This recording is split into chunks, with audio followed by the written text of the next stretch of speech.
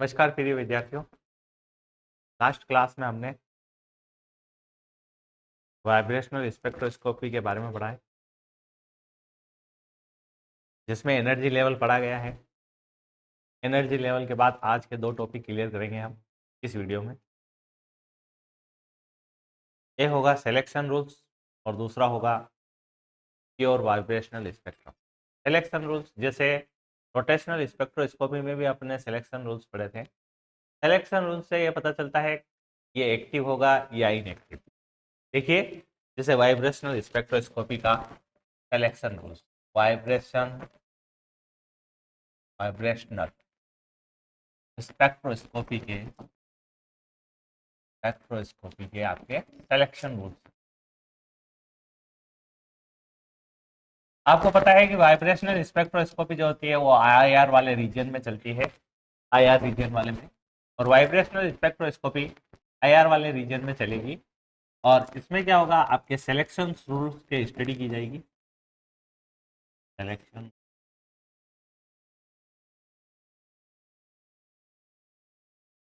Rules क्या बताया था, देखिए, इसे वरण नियम कहा जाता है। वरण नियम हिंदी में वरण नियम कहा जाता है। चयन नियम सिलेक्शन रूल्स होते हैं।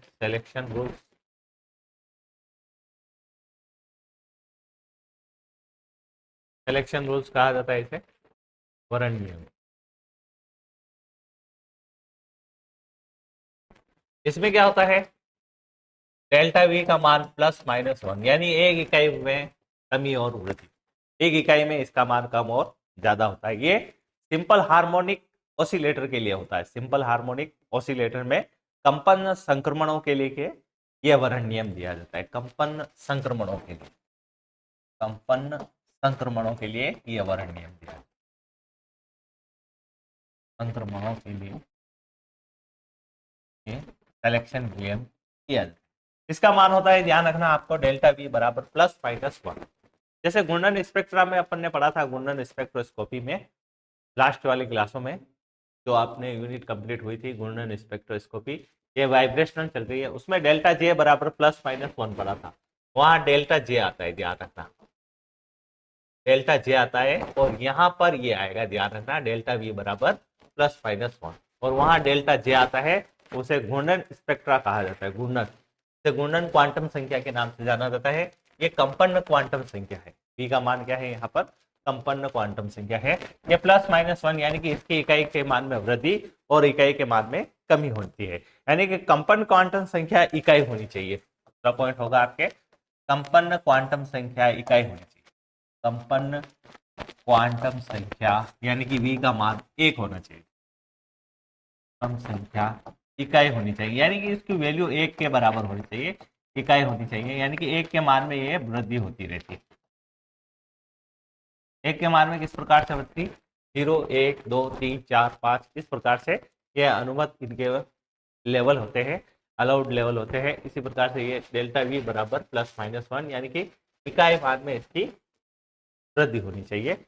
ये इस प्रकार से बताता है, यानी कि हम कह सकते हैं कि इसके मोड ऑफ वाइब्रेशन में केवल एक बैंड प्राप्त होता है। मोड ऑफ वाइब्रेशन में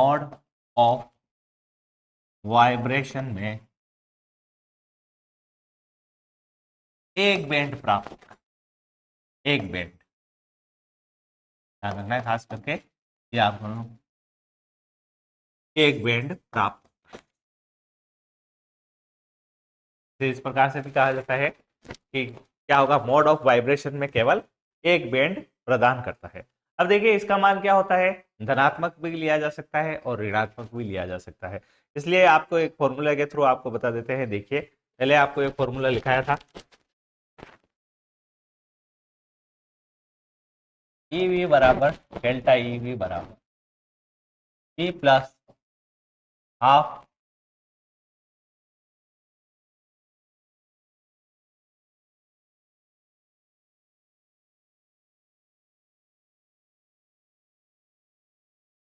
one plus half S C omega ई बार। ये डेल्टा ई का मान अलग अलग है, अवशोषण और उत्सर्जन के लिए बता रहा हूं मैं। जो प्लस का मान होगा वो अवशोषण को बताएगा, और जो माइनस का मान होगा वो उत्सर्जन को बताएगा, ये ध्यान रखना है इसमें खास करके।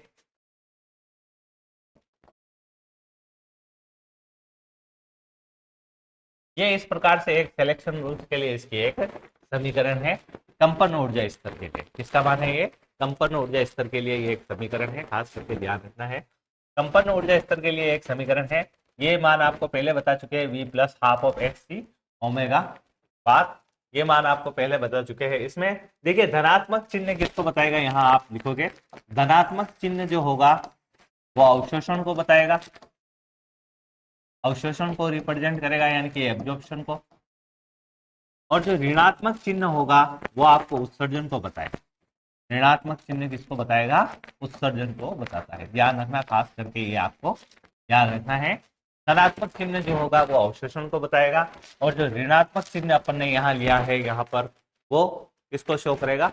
उत्सर्जन को शो करेगा। अब इस समीकरण को आप कंप्लीट लिखोगे, किस प्रकार से इसे फाइनली लिखा जाएगा, ये कैंसिल हो जाएगा और इसमें क्या बचेगा आपके एच सी ओमेगा ई बार, एच सी ओमेगा ई बार, ये इस प्रकार से आपके कॉमन आकर के ये बचता है। क्या बचेगा? एच सी ओमेगा ई बार। तो आप जानते हो डेल्टा ई अपॉन एच सी बराबर ओमेगा ई बार आ जाएगा। क्या आ जाएगा आपके पास? डेल्टा ई अपॉन एच सी आ जाएगा आपके ओमेगा ई बार के बराबर। यहाँ आप जानते हो डेल्टा एच अपॉन डेल्टा ई अपॉन एच सी को क्या कहा जाता है? डेल्टा ई अपॉन एच सी को क्या कहा जाता है? न्यू बार कहा जाता है। खास करके आपको ध्यान रखना है, ये एक इक्वेशन होती है, इसमें आपको पता है डेल्टा ई अपॉन एच सी बराबर होता है न्यू बार के। यानी कि आप इस प्रकार से इस समीकरण को क्या लिख सकते हो फाइनली, न्यू बार बराबर क्या होता है? ओमेगा ई बार के। न्यू बार किसके बराबर होगा? ओमेगा ई बार के बराबर होता है। इसे क्या कहा जाता है? इसे कंपन आवृत्ति कहा जाता है। ध्यान रखना, इसे क्या कहा जाता है? कंपन आवृत्ति कहा जाता है, कंपन आवृत्ति, इसे कंपन आवृत्ति कहा जाता है। ये पूरी इक्वेशन है, ये सिलेक्शन रूल्स के लिए आती है, जो इसे आपको थोड़ा सा ध्यान रखना है। ये प्लस हाफ, ये प्लस और माइनस के रूप में लेना है। प्लस और माइनस के रूप में आप लोगे तो किस प्रकार से लोगे? Plus one half n h c omega ई bar minus v minus half h c omega ई बार, डेल्टा ई की वैल्यू आ जाएगी। ई वी एनर्जी लेवल है, ऊर्जा स्तर है, किसका? कंपन ऊर्जा स्तर है। और प्लस चिन्ह क्या बताएगा? अवशोषण को बताएगा, और माइनस चिन्ह क्या बताएगा? उत्सर्जन को बताएगा। इस तरीके से इसमें एच सी ओमेगा ई बार जो होगा वो कॉमन आ जाएगा, एच सी ओमेगा ई बार, और इस प्रकार से ये वैल्यू जो होगी डेल्टा ई अपॉन एच सी बराबर ओमेगा ई बार के। और ओमेगा ई बार जो होता है वो आपको खास करके ध्यान रखना है किसके बराबर होता है? इस तरंग संख्या के बराबर होता है। न्यू बार क्या है? न्यू बार तरंग संख्या है, खास करके ध्यान रखना है। ये न्यू बार जो लिया गया है उसे तरंग संख्या कहा जाता है, और ये कंपन की आवृत्ति है। ये दोनों इस प्रकार से समीकरण बराबर होते हैं। और ये है सिलेक्शन रूल्स। ये सिलेक्शन रूल्स है सिंपल हार्मोनिक ऑसिलेटर के कंपन जो संक्रमण होते हैं उसके लिए ये सिलेक्शन रूल्स दिए गए हैं। इनमें कंपन स्पेक्ट्रम में केवल एक अवशोषण रेखा प्राप्त होती है। ध्यान रखना, कितनी अवशोषण रेखाएं प्राप्त होती है? केवल एक अवशोषण रेखा प्राप्त होती है। तरंग संख्या जो होती है दे परमाणु अणु की साम्य कंपन आवृत्ति के बराबर होती है, यानी कि इसे साम्य कंपन आवृत्ति कहा जाता है। ध्यान रखना, साम्य कंपन आवृत्ति, अभी बताया आपको इसको क्या कहा जाता है? कंपन आवृत्ति कहा जाता है।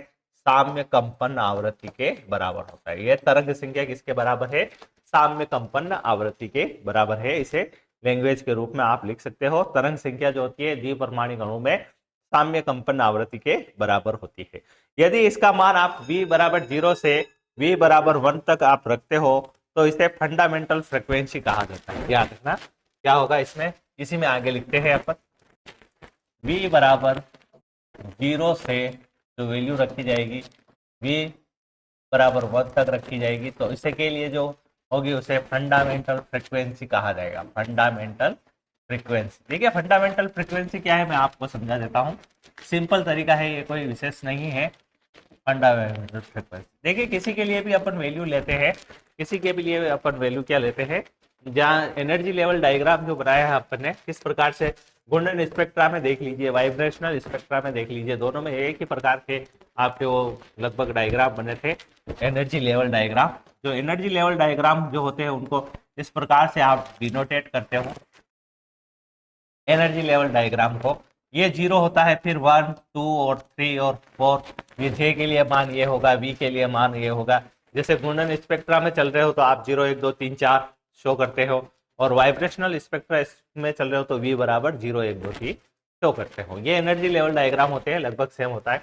जो 0 होता है उसे ग्राउंड स्टेट कहा जाता है, ध्यान रखना, ग्राउंड स्टेट कहा जाता है, इसे ग्राउंड स्टेट कहा जाता है। और फर्स्ट लेवल से यहाँ से एक्साइटेड स्टेट शुरू हो जाती है, ध्यान रखना, एक्साइटेड स्टेट यहाँ से शुरू हो जाती है, यानी कि 1 से उत्तेजित अवस्था शुरू हो जाएगी। यानी कि क्या कहा जाता है, v बराबर 0 से v बराबर 1 के लिए जो होती है उसे क्या कहा जाता है, फंडामेंटल फ्रीक्वेंसी कहा जाता है। उसके लिए प्रेक्षित मान जो होते हैं उस आवृत्ति को मूलभूत आवृत्ति यानी कि फंडामेंटल फ्रीक्वेंसी कहा जाता है।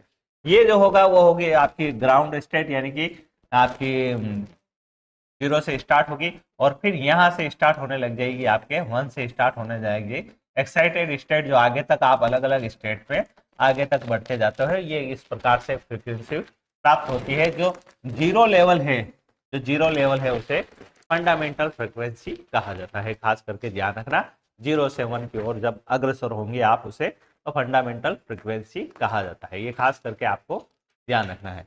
ये हुआ आपके टॉपिक सिलेक्शन रूल्स, जो एक छोटा सा टॉपिक है। और दूसरा आप चलते हैं pure vibrational spectrum. Pure vibrational, ये भी एक छोटा सा टॉपिक है, pure vibrational spectrum. Pure vibrational, Hindi में बोलते हैं इसे शुद्ध, शुद्ध विशुद्ध, शुद्ध कंपन स्पेक्ट्रम। क्या बोलते हैं इसे, विशुद्ध कंपन स्पेक्ट्रम, विशुद्ध कंपन स्पेक्ट्रम, इसे हिंदी में बोला जाता है। ध्यान रखना, एक छोटा सा टॉपिक है आपके इसमें, प्योर वाइब्रेशनल स्पेक्ट्रम। क्या होता है, प्योर वाइब्रेशनल स्पेक्ट्रम। देखिए क्या होता है, द्वि परमाणु अणु काम में लेते हैं, आपको ध्यान है, इनके लिए द्वि परमाणु अणु ही काम में लिया जाते हैं। देखिए पोलो एटॉमिक मॉलिक्यूल इसलिए काम में नहीं लिया जाता है क्योंकि इसके मोड ऑफ वाइब्रेशन ज्ञात किया जाता है। मोड ऑफ वाइब्रेशन ज्ञात करने की जो ज्ञात किए जाएंगे वो पॉली एटॉमिक मॉलिक्यूल में ज्ञात किए जाएंगे। यहाँ डाई एटॉमिक मॉलिक्यूलों का ही स्टडी की जाती है। यानी कि द्वि परमाणु अणु की जो अनुमत कंपन ऊर्जा जो होती है उसका इसमें परिकलन किया जा सकता है। जैसे आपको पहले एक फॉर्मूला दिया था, उसी आधार पर उसके कंपन ऊर्जा का जो फॉर्मूला है उसी के आधार पर इसको लिखा जा सकता है। जैसे कंपन ऊर्जा का आपके पास फॉर्मूला क्या था, ईवी बराबर वी प्लस हाफ ऑफ, ये पहले भी लिख चुके हैं अपन, उसी से रिलेटेड है ये एस सी ओमेगा ई बार, एस सी ओमेगा ई बार, ये एक फॉर्मूला है, ये पहले लिख चुके हैं अपन। ये उस हुक लॉ के थ्रू भी आपने ज्ञात किया था, और पीवी और वाइब्रेशनल स्पेक्ट्रा, और उसके पहले अपन ने सिलेक्शन रूल्स देखा उसमें भी यही फॉर्मूला लिखा है। इसमें +1 और माइनस, इस तरीके से माइनस और प्लस जो उत्सर्जन और अवशोषण स्पेक्ट्रा थे उनको शो करके इसी वैल्यू को लिखा है। ये एनर्जी लेवल के लिए ये फॉर्मूला है, आपको ध्यान रखना है। और इसके लिए कंपन आवृत्ति का मान किस प्रकार से होगा, जो आपको पहले बता चुके हैं। इसके लिए कंपन आवृत्ति, कंपन आवृत्ति का मान पहले बता चुके हैं आपको। कंपन आवृत्ति का मान कैसे होगा, कंपन आवृत्ति को किस प्रकार से लिखा जा सकता है, न्यू बार से लिख सकते हो, या फिर आप ओमेगा ई बार से आप यहाँ लिख सकते हो, ध्यान रखना। ये फॉर्मूला आपको पहले बता चुके हैं, कंपन आवृत्ति, इसका फॉर्मूला आपको पहले बता चुके हैं, 1/2πc अंडर रूट में k अपॉन यू, 1/2πc, ये पहले बता चुके हैं, पहले लिख चुके हैं, अंडर रूट में k अपॉन यू। ठीक है, इस प्रकार से एक सिंपल सा फॉर्मूला इसमें आपको लिखना है कंपन आवृत्ति के लिए। ये जो था विशुद्ध कंपन स्पेक्ट्रम के लिए, ये इसका एक फॉर्मूला है, इसी को आपको वापस रिप्रेजेंट करना है। और इस प्रकार से ये फॉर्मूला हुआ। और द्वि परमाणु अणु के लिए अपन फाइनली जो फॉर्मूला ई वाइब्रेशन के थ्रू लिखेंगे वो किस प्रकार से लिखेंगे, ई वाइब्रेशनल के थ्रू फाइनली फॉर्मूला, यानी कि ई कंपन की ऊर्जा के लिए जो मान होगा वो किस प्रकार से होगा, देखिए आप, h/2π अंडर रूट में k upon mu v plus half. इस प्रकार से एक छोटा सा फॉर्मूला है, ध्यान रखना आपको, h/2π, इसे आगे लेकर के आ जाओगे under root k upon mu, और फिर इसे पीछे लिख दोगे v प्लस हाफ। इस प्रकार से v प्लस हाफ, इस प्रकार से इसको लिख दोगे आप। ये ई वाइब्रेशनल के लिए फॉर्मूला है। इसी का आपको एनर्जी लेवल बनाने हैं, इसी के लिए आपको क्या है, एक ग्राफ प्लॉट करना है। आलेखित करना है किस रूप में, कंपन ऊर्जाओं को आलेखित करना है आपको। आलेखित किस प्रकार से करोगे, जो देखिए ये एक फॉर्मूला है जो आपको ध्यान रखना है, E vibrational h upon 2 pi under root में k अपॉन म्यू और v प्लस हाफ। यहाँ पर v की वैल्यू आप क्या रखोगे, v की वैल्यू 0 1 2 3 4 5 रखोगे। v बराबर क्या है, कंपन क्वांटम संख्या है, ध्यान रखना कंपन क्वांटम संख्या ये v है। कंपन क्वांटम संख्या की वैल्यू रखोगे आप, ये कितना कितना रखोगे 0 1 2 3, यानी कि इसकी वैल्यू 0 1 2 3 एंड सो ऑन। ये अनुमत ऊर्जा स्तर होंगे, इसके अलाउड एनर्जी लेवल होंगे, ये इसके मान आपको यहाँ रखने हैं इस फॉर्मूले के थ्रू। अब इसमें आपको मैं इसका आलेख बना करके बता देता हूँ, ग्राफ करके बता देता हूँ किस प्रकार से आपको इसका ग्राफ ध्यान में रखना है। बिल्कुल सिंपल सा एक प्लॉट है, उस प्लॉट को आपको बताना है। ये कंपन आवृत्ति है, ध्यान रखना इस प्रकार से पूरी कंपन आवृत्ति की वैल्यू है। देखिए इसका ग्राफ किस प्रकार से बनेगा। सबसे पहले एक लाइन खींचनी है, इसको 0 मान लेना है, ये फंडामेंटल फ्रिक्वेंसी होती है, ध्यान रखना। फिर एक लाइन और खींचनी है, फिर इस प्रकार से कुछ एक लाइनें खींचनी है, जो मैं आपको बता देता हूँ किस प्रकार से काम करना है, तो इसमें काम करना। ये है एनर्जी, इधर इस साइड में एनर्जी को शो करोगे आप ऊपर की ओर। ये ऊपर जो चलेगी वो वाइब्रेशनल स्पेक्ट्रम है, वाइब्रेशनल स्पेक्ट्रम यहाँ लिख दोगे, ये वाइब्रेशनल स्पेक्ट्रम है। अब इनका मान आप उस समीकरण के थ्रू ज्ञात करोगे। देखिए किस प्रकार से ज्ञात करेंगे, वाइब्रेशनल स्पेक्ट्रम है, ये 1 है, इसके लिए 1 मान रखोगे। फिर इसका दूसरा आप एक बीच में लाइन और छोटी सी ड्रॉ करके फिर आप 2 लिखोगे, फिर बीच में एक लाइन और ड्रॉ करके फिर उसके ऊपर 3 लिखोगे, फिर उसके ऊपर 4 लिखोगे और बीच में एक लाइन और ड्रॉ करोगे। खास करके ये आपको ध्यान रखना है। इस प्रकार से ये आपको एक प्लॉट बनाना है, इस प्रकार खास करके ध्यान रखना। सबसे पहले 0 ग्राउंड लेवल, फिर 1 वाले पे किस प्रकार से काम होगा, फिर 1 2 3। 0 लेवल के लिए आप लोग जानते हो, 0 के लिए इसका मान ये 0 रहेगा, पहले ये 0 है। 1 के लिए आप लोग जानते हो, उस फॉर्मूले को रखना है। 1 के लिए इसका मान हो जाएगा h upon 2 pi under root में k अपॉन म्यू, ठीक है। इस प्रकार से ये 0 के लिए मान हो जाएगा। 0 रखोगे तो आपको पता है उसके आगे एक फॉर्मूला और था, v plus half, v plus half यहाँ लिख करके बता देता हूँ मैं आपको, v प्लस हाफ। यहाँ देखिए v बराबर 0 रखोगे तो प्लस हाफ, तो यानी कि क्या हो गया इसका वैल्यू, यानी कि इसकी वैल्यू हो गई हाफ। ये आपको ध्यान रखना है। यहाँ मैं इसको मिटा देता हूँ।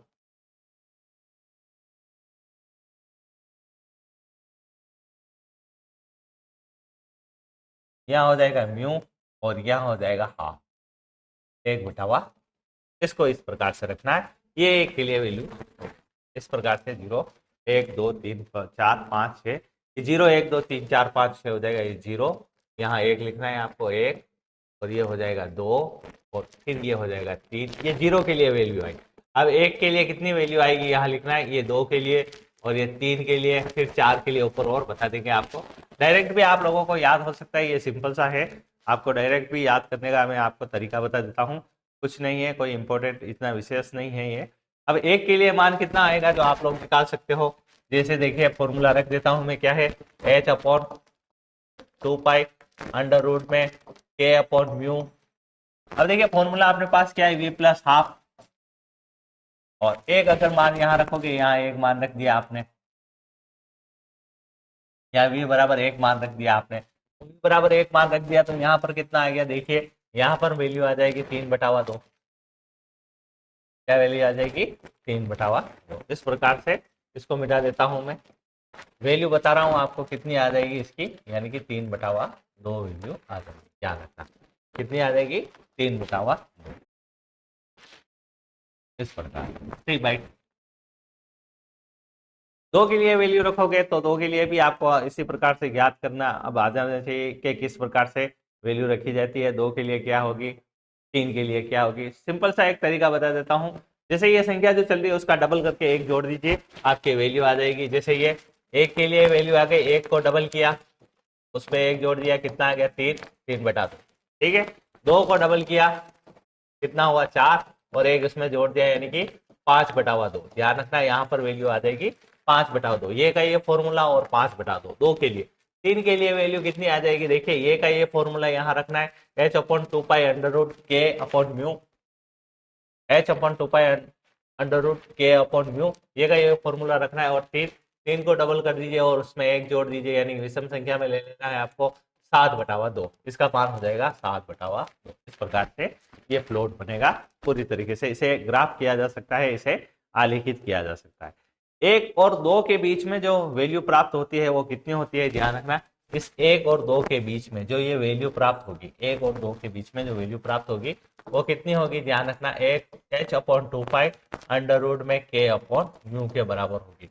अगर इसके दोनों का मान ज्ञात करेंगे तो 2 से 2 कैंसिल हो जाएगा, एक बचेगा यहाँ, इसलिए ये वैल्यू खत्म हो जाएगी और यहाँ पर बचेगा h/2π under root k upon mu. इस प्रकार से ये वाइब्रेशनल एनर्जी के बारे में थे। एक छोटा सा टॉपिक था प्योर वाइब्रेशनल स्पेक्ट्रम। इस प्रकार से आपको ये प्लॉट बनाना है 0 1 2 3, और यहाँ से 0 ये ग्राउंड स्टेट से है, ये v बराबर 0 है, ध्यान रखना ये v है, ये v की वैल्यू है, v बराबर 0, v बराबर 1। इस प्रकार से यहाँ ये फ्रिक्वेंसी फंडामेंटल फ्रिक्वेंसी कहलाती है, फिर आगे की ओर बढ़ते जाएंगे इस प्रकार से। और इनकी वैल्यू किस प्रकार से आएगी ये ध्यान रखना है आपको। ये खास करके वैल्यू आपको ये इस प्रकार से इसकी वैल्यू हो सकती है पूरी h/2π अंडर रूट में k अपॉन म्यू, और ये वैल्यू हो जाएगी आगे आपके 7/2। इस प्रकार से ये सिंपल सा है, आपको एक तरीका बताया है, कुछ नहीं है। जैसे ये संख्या है, इस संख्या का आगे वाला ले लीजिए, उसमें एक जोड़ दीजिए 7/2, 3 दूनी 6 और 1 7/2, 2 दूनी 4 और 1 7 5/2। इस प्रकार से 2 के लिए, 3 के लिए, 4 के लिए वैल्यू क्या हो जाएगी, 4 के लिए वैल्यू हो जाएगी 4 × 2 8, 8 और 1 9, 9/2। और 5 के लिए वैल्यू क्या हो जाएगी 5 × 2 + 1 यानी कि 10 और 1 11, 11/2। इस प्रकार से 11/2 लिख सकते हैं। और आपके फॉर्मूला क्या लगेगा h/2π, और h/2π और अंडर रूट में जो अभी आपने ये फॉर्मूला लिखा है रूट में k अपॉन म्यू। इस प्रकार से ये था वाइब्रेशनल स्पेक्ट्रम के लिए जो एक छोटा सा प्योर वाइब्रेशनल स्पेक्ट्रम का ये आलेख बनाना है आपको, ये इंपॉर्टेंट आलेख है। अब इसके बाद नेक्स्ट टॉपिक पढ़ेंगे स्पेक्ट्रल इंटेंसिटी। धन्यवाद।